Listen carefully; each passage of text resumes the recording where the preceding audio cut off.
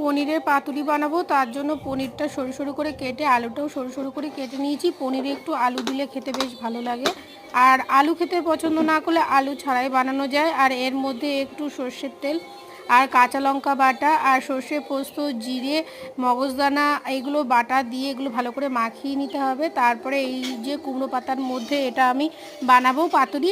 তো কুমড়ো পাতাগুলো তো দেখলে ভালো করে ধুয়ে বেছে আমি নিয়েছি, এবার এর মধ্যে এগুলো দিয়ে আমি একটু করে বেঁধে নেব।